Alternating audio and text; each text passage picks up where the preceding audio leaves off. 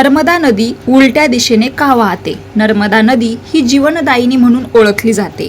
ती केवळ एक नदी नसून कोट्यावधी लोकांच्या श्रद्धेचे केंद्र आहे.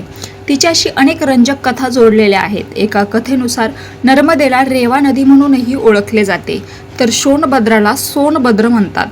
राजकुमारी नर्मदा ही राजा मेखल यांची कन्या होती. राजा मेखल यांनी आपल्या अतिशय सुंदर कन्येसाठी असा निर्णय घेतला की जो राजकुमार गुलाबकावलीचे दुर्मिळ फूल आणेल त्याच्याशी तिचा विवाह केला जाईल. राजकुमार सोनभद्र ते फूल घेऊन आला आणि त्याच्याशी नर्मदेचा विवाह ठरला. नर्मदेला अद्याप सोनभद्राचे दर्शन झाले नव्हते, पण त्याच्या सौंदर्य, शौर्य आणि पराक्रमाच्या कथा ऐकून ती मनोमन त्याच्यावर प्रेम करू लागली.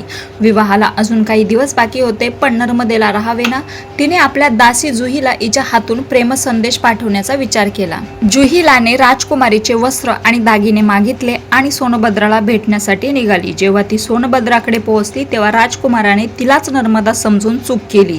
जुहीलाच्या मनातही वाईट विचार आला आणि तिने राजकुमाराचा प्रणय प्रस्ताव नाकारला नाही. दरम्यान नर्मदा वाट पाहून थकली. जुहीला परत येत नसल्याने ती स्वतः सोनभद्राला भेटायला निघाली.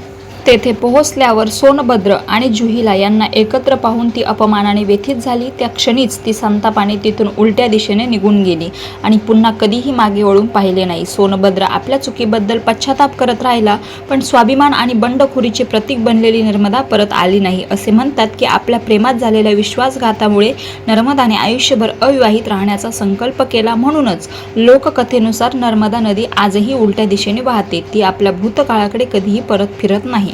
रामकृष्ण हरी.